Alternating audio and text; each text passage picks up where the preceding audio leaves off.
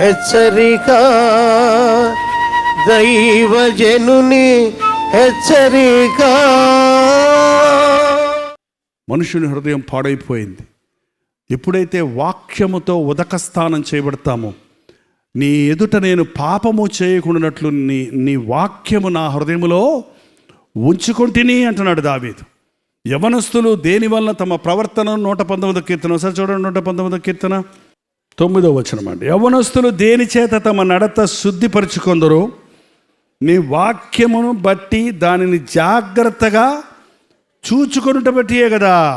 11వ వచనం కూడా, నీ ఎదుట నేను పాపము చేయకుండానట్లు నా హృదయములో నీ వాక్యము ఉంచుకొని ఉన్నాను. వాక్యము మీ మనసులో ఉంటే పాపం చేయరు. వాక్యం మీ హృదయంలో ఉంచుకుంటే మిమ్మల్ని మీరు ఎప్పటికప్పుడు సరిచేసుకుంటారు. ప్రభు అంటాడు, నా మాటలు మీలో ఉంటే నేను మీలో ఉంటా. మన ప్రభుకి మరో మాట ఏంటంటే, ఆది యందు వాక్యం ఉండను, వాక్యము దేవుని యొద్ద ఉండను, వాక్యము దేవుడై ఉండను. యేసు ప్రభువుకి మరొక పేరేంటి? ఆయన వాక్. ఆ వాక్యము 14 వచ్చిన యోహాను సువార్త 1:14 ఆ వాక్యమే కృపా సత్య సంపూర్ణుడై మన మధ్య నివసించను. శరీరధారిగా కృపా సత్యములతో నిండిన వాడిగా క్రీస్తు మన మధ్య ఉన్నాడు. నీ వాక్యం నీలో ఉందంటే క్రీస్తు నీలో ఉన్నాడని అర్థం. దేవుని వాక్యాన్ని నీవు బ్రతికి చూపించాలి. బైబిల్ పట్టుకునే క్రైస్తవులు బోల్డ్ మంది ఉన్నారు, కానీ బైబిల్ను బ్రతికి చూపించే క్రైస్తవులు ఎంతమంది ఉన్నారు? నడిచే బైబిళ్ళుగా ఒక క్రైస్తవుడు ఉన్న రోజున మనం ఫలిస్తాం, చుట్టూన్న వారికి మార్గదర్శకులుగా మారతాం.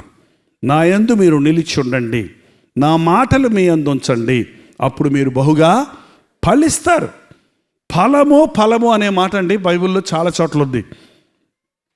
యేసు ప్రభు చేసిన మొదటి ప్రసంగం ఏంటంటే, దేవుడి రాజ్యము సమీపించుచున్నది కనుక మారు మనసు పొందండి. మారు మనసు అనే మాట ఇవాళ ఎవరు వాడటం లేదండి. సువార్త వినటానికి ఇష్టం లేదంట మనుషులకి. అవును, ఈ అంచెదినాల్లో మనుషులకి కూర్చొని వాక్యం వినటం ఇష్టం లేదు. కూర్చొని వాక్యం వినటానికి ఇష్టం లేదు. అలా చూసి వెళ్ళిపోవాలంతే, అలా కాసేపు ఎంజాయ్ చేయాలంతే. అందుకని వాళ్ళు కూర్చొని ఇవ్వట్లేదు. కొంతమంది పాస్టర్ గారులు అయితే ఆయన నిలబడే ఉంటాడు, వాళ్ళని నిలబెట్టేస్తాడంతే. ఏంటండి అంతే, నిలబడే డ్యాన్సు, మళ్ళీ ఒట్టి కాదు నిలబడి ఏంటండి డ్యాన్సులు వేసేస్తున్నారు. బట్ డ్యాన్సులు కొట్టమంటే ఏమి ఎగబడతారో యవనస్తులంట. ముఖ్యంగా యవనస్తులకి డ్యాన్సులు నేర్పిస్తాం వల్ల ప్రయోజనం ఏముందండి? యవ్వనవ కాలములో కాడి మోయట నరునికి, యవన కాలంలో డ్యాన్స్ వేయటం నరునికి మేలని ఉందా బైబిల్ ఎక్కడన్నా? యూత్ మీటింగ్లను పెడతారు, డ్యాన్సులు, క్విజులు, స్కిట్టులు, ఏంటండి నవ్వులు, గల్లంతులే, కానీ పశ్చాత్తాపం లేదు, మారు మనసు లేదు. యేసుప్రభు చెప్పాడు, మీరు మారు మనసు పొందండి. నువ్వు మారు మనసు పొందాను అని చెప్తారు చాలామంది. మారు మనసు పొందానని అంటారు, కానీ మారు మనసుకు తగిన ఫలాలు ఫలించాలి. క్రైస్తవుల జీవితాల్లో పాపం జయించగలిగిన మనసు మారు మనసు అండి. ఉన్నప్పటికీ ఆహార పదార్థాలు ఉన్నప్పటికీ రాజభోజనం పెట్టాడు దానియేలు ముందు. రాజుగారి భోజనం, రాజుగారి వైనం ఫ్రీగా తినవయ్యా అంటే ఏమన్నాడు తెలుసా? నాకొద్దు, ఈ అపవిత్రమైన వాటిని సేవించి నా దేహాన్ని నేను అపవిత్రపరుచుకోను. అది మారు మనసు పొందిన వ్యక్తి డబ్బులు ఉన్నా కూడా, పాపం చేయడానికి అవకాశం ఉన్నా కూడా తన కొత్త హృదయాన్ని కలిగి ఉన్నాడు కాబట్టి ఇది నాకు వద్దు, ఇది నేను చెయ్యను అని చెప్పగలుగుతాడు. మారు మనస్సుకు తగిన ఫలములు ఫలించండి. నేను మారు మనసు పొందాను, యేసుప్రభు బిడ్డనని చెప్పేవాడైనా ఎవరైనా ఉంటే వారి జీవితంలో దాని యొక్క ఫలం కనబడాలి. నిజంగా నువ్వు మారు మనసు పొందితే, శోధించేశాడు బ్రదర్ చూడమని, నేను తాగనంటే కొంచెం అన్నాడండి, మళ్ళీ తాగేశానండి అంటుంటారు కొంతమంది. నువ్వు మారు మనసు పొందితే నేను తాగను, నేను చూడను, నేను ఈ పాపం చేయను. మారు మనస్సుకు తగిన ఫలాలు లేవు చాలామంది క్రైస్తవుల్లో. కొద్దిసేపు కొన్ని స్థలాల్లో విశ్వాసంగా ఉంటారు, అవిశ్వాసుల దగ్గరికి వెళ్ళినప్పుడు అవిశ్వాసులతో కలిసిపోతూ ఉన్నారు. ప్రభు అంటున్నాడు, మారు మనస్సు ఫలములు ఫలించకపోతే నేను మిమ్మల్ని నరికేస్తాను, మిమ్మల్ని నేను అగ్నికి అప్పచెప్తాను. మారు మనసు పొందానన్న వాళ్ళు మీ ఫలాలు మీ జీవితంలో కనపడాలి. ప్రార్థన. పరిశుద్ధుడా, ప్రేమగల తండ్రి, ఒక్కసారి నీ బిడ్డలను చూడు నాయన. ప్రభువును నమ్ముకున్నానే కానీ నా జీవితంలో ఆశీర్వాదం లేదే. ఈ రోగాల నుండి నాకు స్వస్థత కలగటం లేదే. ఈ నష్టాల నుంచి నాకు విడుదల దొరకటం లేదే. నా జీవితంలో అభివృద్ధి నేను చూడలేకపోతున్నానే.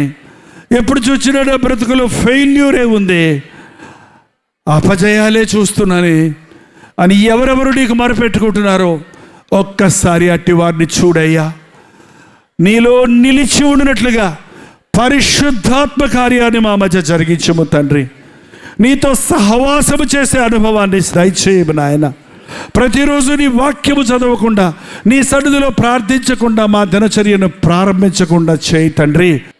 నీ వాక్యాన్ని చదవక నష్టపోయిన వారిని, సెల్ ఫోన్లకు బానిసలైపోయిన వారిని, లోకానికి పాపానికి బానిసలుగా ఉన్న వారిని నాజరేయుడైన యేసుక్రీస్తు నామములో విడుదల చేయించలేము తండ్రి. నిన్నే ప్రేమిస్తానికి, నిన్నే వెంబడించడానికి, నీతోనే జీవించడానికి, నీతోనే నడవడానికి ఒక తీర్మానం చేసుకొని ఇక్కడి నుంచి వెళ్ళడానికి మాకందరికీ నీ సహాయం చేయము. నిశ్చితమైతే, నీ రాకడ ఆలస్యమైతే మరల కలుసుకునే తరుణాలు దయచేయమని యేసుక్రీస్తు నామములో అడుగుచున్నాము తండ్రి. మన తండ్రి అయిన దేవుని యొక్క ప్రేమయు, కుమారుడైన క్రీస్తు యొక్క కృపయు, ఆదరణకర్త అయిన పరిశుద్ధాత్మ యొక్క సహవాసమును కూడి ఉన్న మనందరికీ ఇప్పుడును సదాకాలమును తోడై ఉండనుగాక. ఆమేన్, ఆమేన్, ఆమేన్.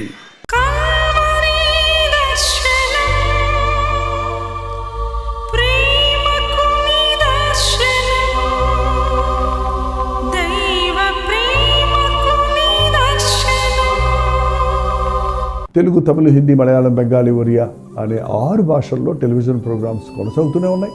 భారభరితమైన పరిచయంలో మీరు సహకరించాలని ఆశిస్తే ప్రభు మిమ్మల్ని ప్రేరేపిస్తే మీ విరాళాలు, కానుకలు డాక్టర్ జై పాల్ ఫౌండేషన్స్ అనే ట్రస్ట్ నెంబర్కి మీరు పంపించవచ్చు. అవి నేరుగా టీవీ ఛానల్స్కి వెళ్తాయి. అందులో ఏది నేను మా సొంత ఖర్చుల కొరకు ముట్టుకోవటం లేదు, వేరే పరిచయ కొరకు ముట్టుకోవటం లేదు. టెలివిజన్ పరిచయలో ఇంకా సువార్త వెళ్ళని వారికి అది అందించాలని ఆశతో ఒక 20 సంవత్సరాలుగా కొనసాగుతున్న పరిచయం కొరకు ప్రార్థించండి, మీ సహకారాన్ని అందించండి. ఈ విషయంలో మీకు ఇంకా ఎవరు కావాలంటే 89393939 అనే నెంబర్కి మార్నింగ్ 10 నుంచి ఈవినింగ్ 10 లోపల మీరు ఫోన్ చేయండి. వివరాలు గురించి తెలియజేయండి.